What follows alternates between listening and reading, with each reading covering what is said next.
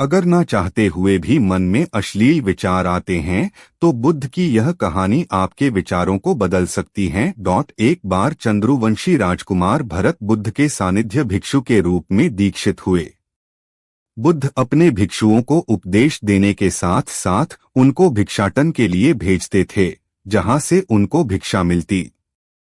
भरत को महात्मा बुद्ध ने भिक्षा लेने के लिए एक श्राविका के घर पर भेजा। भरत रास्ते में चलते हुए सोच रहे थे कि ना जाने आज खाने में क्या मिलेगा। हमेशा महल में खाने के लिए अनगिनत स्वादिष्ट भोजन मिलते थे, लेकिन आज जो भी मिलेगा उसी से काम चलाना पड़ेगा। भरत ने श्राविका के घर पर जाकर भिक्षा के लिए याचना की। श्राविका ने भरत को बैठने के लिए कहा। श्राविका जब अंदर गई थी तो भरत पुनः अपने प्रिय भोजन के बारे में सोच रहे थे। जब श्राविका भोजन लेकर आई तो भरत अचंभित रह गए। भरत अपने प्रिय भोजन को देखकर खुश हो गए। भरत भिक्षा ग्रहण करने लगे।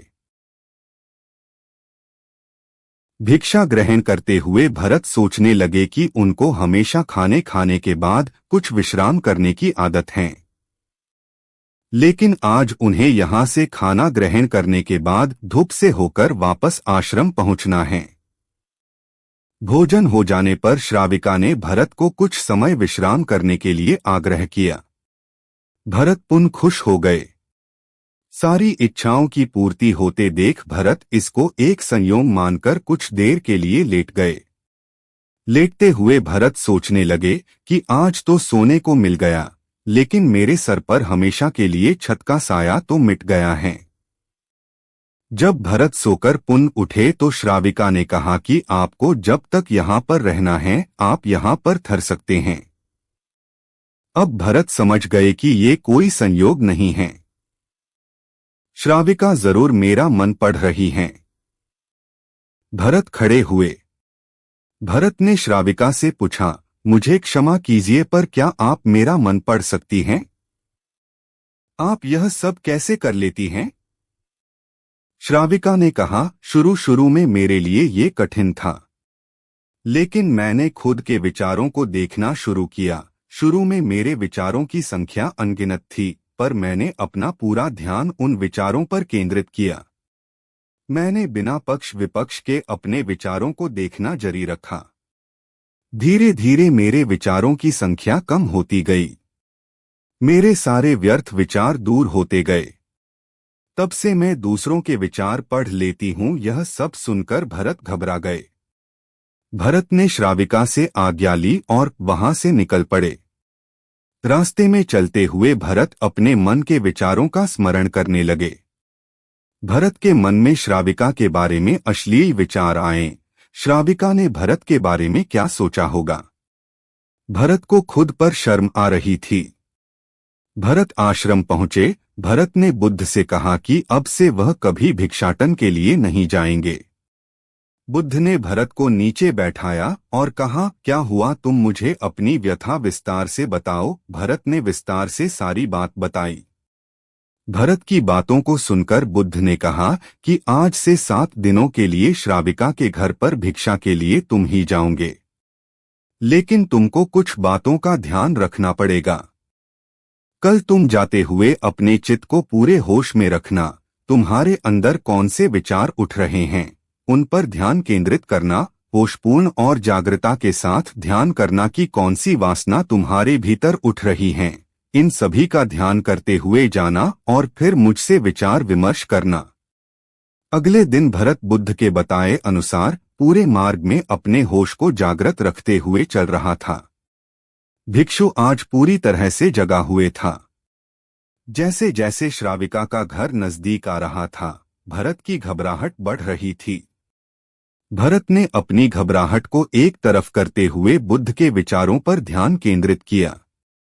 जब भरत श्राविका के घर पर पहुंचा तो उसके दिमाग में केवल एक सन्नाटा था, जिसके भीतर कोई वासना नहीं, कोई कामना नहीं, ना कुछ अच्छा पाने की इच्छा थी। भिक्षु भरत ने भिक्षा ली, ग्रहण की और वहां से वापस निकल गया। आज भरत रास्ते में नाचते हुए आया। आज उसको जिस आनंद की अनुभूति हुई वह अद्भुत थी। आज से पहले इस आनंद को उसने कभी महसूस नहीं किया। भरत ने आश्रम जाकर बुद्ध को प्रणाम किया। यह कहानी बुद्ध के मार्गदर्शन में जागरूकता और मनोसंयम का उदाहरण प्रस्तुत करती है।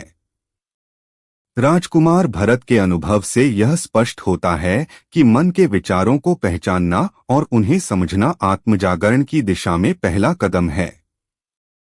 प्रारंभिक अशांत और अश्लील विचारों को जागरूकता और सतर्कता से देखते हुए व्यक्ति अपनी इच्छाओं और वासनाओं पर विजय पा सकता है। इस प्रकार की जागरूकता न केवल मानसिक शांति प्रदान करती है बल्कि आत्मिक आनंद का अनुभव भी कराती है। भरत ने बुद्ध को प्रणाम किया और उनके चरणों में बैठकर अपने अनुभव के बारे में बताया। बुद्ध मुस्कुराए और बोले, भरत, आज तुमने जागरूकता का पहला स्वाद चखा है। यह वह मार्ग है जो तुम्हें आत्मज्ञान और मुक्ति की ओर ले जाएगा। याद रखो, मन के विचार ऐसे बादल हैं जो आते और जाते रहते हैं, परंतु जो व्यक्ति इन विचारों को बिना पक्षपात के देखता है वही सच्ची शांति का अनुभव करता है। भरत ने विनम्रता से पूछा, गुरुदेव, क्या यह संभव है कि हम हर समय अपने विचारों पर ऐसे ही जागरूक रहें? यह अभ्यास कितना कठिन है? बुद्ध ने गंभीरता से कहा, भरत, प्रारंभ में यह कठिन प्रतीत होता है, लेकिन जैसे जैसे तुम अभ्यास करोगे यह तुम्हारी स्वाभाविक अवस्था बन जाएगी। ध्यान और सतर्कता से अभ्यास करते रहने पर तुम्हारा मन तुम्हारा मित्र बन जाएगा और तुम्हारे भीतर की सारी अशांति धीरे धीरे शांत हो जाएगी। भरत ने उत्साहित होकर कहा, गुरुदेव, मैं इस मार्ग पर चलने के लिए संकल्पित हूँ। मैं हर दिन अपने विचारों को देखने और समझने का अभ्यास करूंगा। बुद्ध ने आशीर्वाद देते हुए कहा, यहाँ हर भिक्षु का मार्ग अलग होता है, लेकिन लक्ष्य एक ही है, समाधि और ज्ञान। तुमने आज अपने पहले कदम उठा लिए हैं। अब आगे का मार्ग तुम्हारे धैर्य और सतर्कता पर निर्भर करता है। भरत ने मन ही मन यह प्रण लिया कि वह अपने हर विचार, हर भावना और हर इच्छा को बिना जज किए देखेगा और समझेगा। धीरे धीरे भरत के जीवन में बदलाव आने लगे। वह पहले से अधिक शांत, स्थिर और प्रसन्न रहने लगा। उसकी आत्मा के भीतर वह आनंद जाग उठा जो बाहरी सुख सुविधाओं से परे था। आश्रम में भी अन्य भिक्षु भरत के इस बदलाव को देखकर प्रेरित हुए और बुद्ध से उन्होंने भी इस साधना का मार्गदर्शन मांगा। बुद्ध ने सबको सिखाया कि आत्मजागृति का मार्ग केवल एक व्यक्ति के लिए नहीं बल्कि पूरे समुदाय के लिए है। इस प्रकार भरत की यात्रा एक उदाहरण बन गई कि मन के विचारों को बिना भटकाव के देखना और उन्हें स्वीकार करना ही सच्ची मुक्ति की ओर ले जाता है। भरत के परिवर्तन को देखकर आश्रम के अन्य भिक्षुओं ने भी इस साधना का महत्व समझा। वे बुद्ध के पास आए और बोले, गुरुदेव, हमें भी यह ज्ञान प्राप्त करने का मार्ग दिखाएं ताकि हम भी भरत की तरह शांत और संतुलित हो सकें। बुद्ध ने सभी भिक्षुओं को एकत्रित किया और बोले, इस साधना का आधार जागरूकता है। जैसे जलधारा को देखने वाला व्यक्ति यह नहीं सोचता कि वह गंदी है या साफ, बस उसे बहते हुए देखता है, वैसे ही तुम्हें अपने विचारों को देखना है। न उन्हें दबाना है, न उन्हें बढ़ावा देना है, बस उनका साक्षी बनो। भिक्षुओं ने प्रश्न किया, गुरुदेव, यह साक्षी बनने का अभ्यास कैसे किया जाए? बुद्ध ने समझाया, तुम्हारे ध्यान की प्रक्रिया में पहला कदम है अपना पूरा ध्यान अपने श्वास पर केंद्रित करना। श्वास आते जाते समय तुम्हें केवल उसके प्रति सजग रहना है। जैसे ही तुम्हारे मन में कोई विचार उठे, उसे पहचानो और वापस अपनी श्वास पर लौट आओ। धीरे धीरे यह अभ्यास तुम्हारे भीतर एक जागरूकता की भावना को स्थापित करेगा। भरत ने अपनी यात्रा से प्रेरणा लेते हुए भिक्षुओं के बीच अपने अनुभव साझा किए। उसने कहा, जब मैंने अपनी पहली भिक्षा यात्रा में अपने विचारों को देखना शुरू किया तो मुझे लगा जैसे मेरे मन में एक युद्ध चल रहा है। लेकिन जैसे जैसे मैंने अपनी जागरूकता को बढ़ाया, वे विचार शांत होने लगे और मन में स्थिरता आने लगी। भिक्षुओं ने भरत की बातों को ध्यान से सुना और बुद्ध के निर्देशानुसार अपने अभ्यास को और गहरा करने लगे। धीरे धीरे आश्रम में एक नई ऊर्जा का संचार हुआ। हर भिक्षु अपने ध्यान और जागरूकता में लगन से लगा रहा। समय बीतता गया और धीरे धीरे सभी भिक्षुओं ने अपने अंदर एक गहरी शांति और आत्मिक संतोष का अनुभव करना शुरू किया। वे बाहरी दुनिया के सुख दुख से ऊपर उठकर अपने भीतर की सच्ची शांति और आनंद को महसूस करने लगे। बुद्ध ने एक दिन भिक्षुओं को संबोधित करते हुए कहा, तुम्हारे भीतर जो शांति जागृत हुई है वह केवल तुम्हारे लिए नहीं है।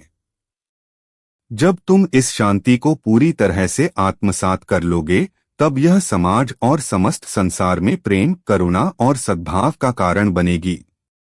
यही सच्ची मुक्ति है, स्वयं को जानकर दूसरों को प्रेम और शांति का मार्ग दिखाना।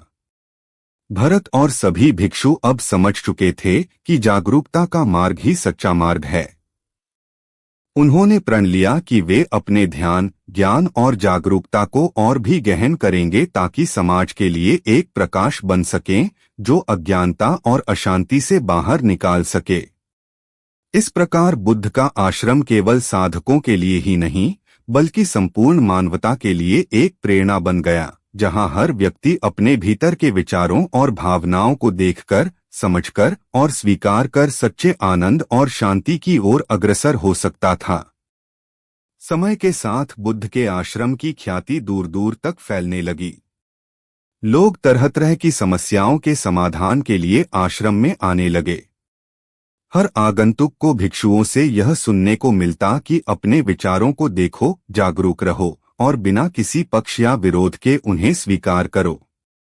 यह साधारण सा प्रतीत होने वाला उपदेश अनेक लोगों के जीवन को बदलने लगा। भरत अब केवल एक साधारण भिक्षु नहीं रहा था, वह अन्य भिक्षुओं के लिए एक प्रेरणा और मार्गदर्शक बन गया। उसने अपनी यात्रा के दौरान सीखे हुए अनुभवों को दूसरों के साथ साझा करना शुरू किया। एक दिन एक युवक जिसका नाम अनिरुद्ध था, आश्रम में आया।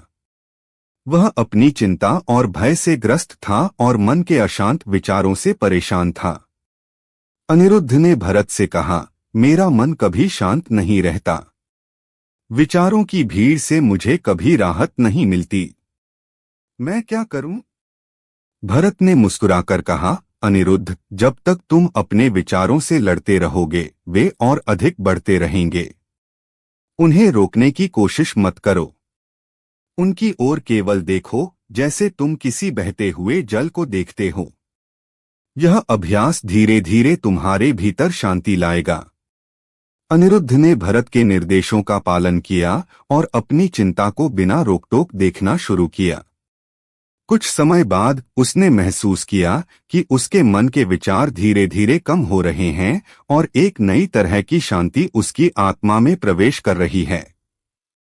उसने अपने भीतर एक ऐसा आनंद महसूस किया जो पहले उसे कभी नहीं मिला था। कुछ महीनों बाद बुद्ध ने सभी भिक्षुओं और साधकों को एक विशेष उपदेश देने के लिए बुलाया। बुद्ध ने कहा, जिस प्रकार भरत ने अपने विचारों के प्रति जागरूक होकर अपने भीतर के अशांति के कारणों को समझा और उससे ऊपर उठ गया, वैसे ही हर व्यक्ति अपनी साधना से उस आनंद को प्राप्त कर सकता है जो स्थायी और अनंत है। यह आनंद बाहरी वस्तुओं या परिस्थितियों पर निर्भर नहीं होता, बल्कि यह तुम्हारे भीतर ही विद्यमान है। भरत और अन्य भिक्षु यह समझ चुके थे कि जागरूकता और सतर्कता से अपने विचारों को देखना ही आत्म साक्षात्कार का सबसे महत्वपूर्ण साधन है। यह साधना न केवल व्यक्तिगत शांति प्रदान करती है, बल्कि समाज और संसार में भी शांति और करुणा का प्रसार करती है। धीरे धीरे आश्रम एक ऐसे केंद्र में परिवर्तित हो गया, जहां से प्रेम, करुणा और ज्ञान की धारा निरंतर बहने लगी। वहां आने वाला हर व्यक्ति यह सीखकर जाता कि असली सुख बाहरी पदार्थों या अनुभवों में नहीं, बल्कि अपनी स्वयं की जागरूकता में छुपा है। बुद्ध का संदेश हर दिशा में फैलने लगा और मानवता ने एक नया मार्गदर्शन पाया अपने मन के विचारों को देखने और समझने का, ताकि हर व्यक्ति अपने भीतर छुपी असीम शांति। जैसे जैसे बुद्ध के संदेश और शिक्षाएं मगध और अन्य राज्यों में फैलने लगी, समाज में सकारात्मक बदलाव दिखाई देने लगा। लोग अपनी पुरानी आदतों और मानसिक बंधनों को छोड़कर अपने जीवन में ध्यान और जागरूकता को अपनाने लगे। नगरों और गांवों में छोटे छोटे समूह बनने लगे, जहां लोग ध्यान और आत्म साक्षात्कार की प्रथाओं का अभ्यास करते थे। इन समूहों को भरत जैसे अनुभवी भिक्षु और साधक मार्गदर्शन देते थे। एक दिन एक वृद्ध महिला, जो अपने जीवन के अंतिम चरण में थी, आश्रम में आई। उसके चेहरे पर जीवन भर की चिंताओं और दुखों की गहरी लकीरें साफ झलक रही थीं। वह बुद्ध के पास पहुंची और बोली, भगवान, मेरा पूरा जीवन चिंता और अफसोस में बीता है। अब जब मेरा अंत निकट है तो मैं शांति पाना चाहती हूँ। क्या यह संभव है? बुद्ध ने उस महिला को प्रेमपूर्वक देखा और कहा, माँ, शांति पाने के लिए उम्र या समय की कोई सीमा नहीं होती। जब भी कोई अपने मन के विचारों और भावनाओं को देखने और समझने का साहस करता है, तब वह शांति का अनुभव कर सकता है। आज से तुम हर दिन कुछ क्षण बैठकर अपने विचारों को देखो, जैसे कोई माँ अपने खेलते हुए बच्चे को देखती है, प्यार से लेकिन हस्तक्षेप किए बिना। वृद्ध महिला ने बुद्ध की बातों को अपनाया और हर दिन ध्यान करने लगी। कुछ ही दिनों में उसने महसूस किया कि उसके मन के विचार धीरे धीरे शांत होने लगे हैं। एक दिन उसने अनुभव किया कि उसका मन, जो अब तक कभी रुका नहीं था, जैसे थम गया हो। उसने अपने भीतर एक ऐसी शांति और सुकून का अनुभव किया जो उसने जीवन में पहले कभी नहीं पाया था। आश्रम में यह घटना सुनकर सभी साधकों को एक नई प्रेरणा मिली। वे समझ गए कि आत्म साक्षात्कार और जागरूकता के मार्ग पर चलने के लिए न तो उम्र की आवश्यकता होती है और न ही किसी विशेष योग्यता की। केवल अपने मन की ओर जागरूक दृष्टि से देखना और उसे स्वीकारना ही सबसे बड़ा साधन है। भरत ने इस अनुभव को देखकर एक बार फिर बुद्ध के चरणों में प्रणाम किया और कहा, भगवान, आपके ज्ञान ने न केवल मुझे बल्कि हर उस व्यक्ति को नया जीवन दिया है जो यहाँ आता है। आपने हमें यह सिखाया कि सच्चा सुख बाहर की वस्तुओं में नहीं, बल्कि हमारे अपने मन की गहराई में है। बुद्ध ने भरत को आशीर्वाद देते हुए कहा, यही मेरा धर्म है, यही मेरा संदेश है। यह ज्ञान और जागरूकता तुम सबके माध्यम से फैलता रहेगा और इस धरती पर करुणा और शांति का विस्तार करता रहेगा। आश्रम के भिक्षु, साधक और आगंतुक सभी ने उस दिन एक नई समझ और उत्साह के साथ ध्यान का अभ्यास करना शुरू किया। बुद्ध के उपदेश और उनके शिष्यों की साधना धीरे धीरे एक विशाल आंदोलन में बदल गई, जिसने समाज को एक नई दिशा दी। बुद्ध ने अपने शिष्यों और उपस्थित लोगों की ओर देखा और शांत स्वर में कहा, जीवन में सबसे बड़ी सीख यह है कि हम अपने मन के मालिक बने, न कि उसके दास। मन चंचल है, विचार अनगिनत हैं, लेकिन जब हम उन्हें केवल देखना सीख जाते हैं, बिना उनसे बंधे, तो हम सच्ची शांति का अनुभव करते हैं। उन्होंने आगे कहा, स्मरण रहे, दुखों का मूल हमारे मन में उठने वाली इच्छाएं और वासनाएं हैं। जब हम जागरूक होकर इन विचारों को देखते हैं और उन्हें स्वीकार करते हैं, तो वे धीरे धीरे समाप्त हो जाते हैं। मन की यह स्वतंत्रता ही सच्ची मुक्ति है। ध्यान और जागरूकता ही वह मार्ग है जो हमें आत्म साक्षात्कार की ओर ले जाता है। यह समझ लो कि हर व्यक्ति के भीतर असीम शक्ति और करुणा है। बस जरूरत है उसे पहचानने और अपनाने की। सभी ने बुद्ध की इस सीख को हृदय से स्वीकार किया। उस दिन से आश्रम और उसके बाहर के लोग एक नई दृष्टि से जीवन को देखने लगे। बुद्ध का संदेश स्पष्ट था, जागो, अपने मन को जानो और सच्ची शांति को प्राप्त करो। यही जीवन का सार और मुक्ति का मार्ग है। बुद्ध ने अपने शिष्यों को समझाते हुए कहा, मनुष्य का मन एक बगीचे की तरह है। यदि हम उसमें अच्छे विचारों के बीज बोते हैं और उनकी देखभाल करते हैं तो वह सुंदर फूलों और फलों से भर जाएगा। लेकिन अगर हम उसे यूं ही छोड़ दें तो उसमें नकारात्मकता और अशुद्ध विचारों के कांटे उगने लगते हैं। अशुद्ध विचार स्वाभाविक रूप से मन में आ सकते हैं, परंतु उन्हें पकड़ना या उन्हें बढ़ावा देना हमारी चूक है।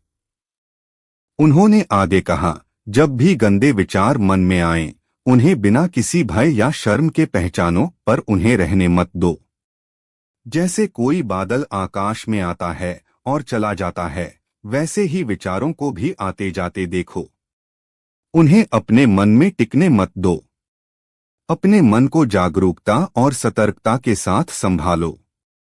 अंत में बुद्ध ने कहा, सच्ची शक्ति और सफलता उसी में है जो अपने मन पर नियंत्रण पा लेता है। जो व्यक्ति अपने विचारों का मालिक बन जाता है, वह जीवन के हर क्षेत्र में विजय प्राप्त करता है। इसलिए अच्छे विचारों को अपने मन में बसाओ और नकारात्मक विचारों को जागरूकता से बाहर का रास्ता दिखाओ। यही सच्चा ध्यान है, यही सच्ची विजय है। यह सुनकर सभी शिष्यों ने प्रण किया कि वे अपने मन को सदा जागरूकता और सकारात्मकता से भरपूर रखेंगे।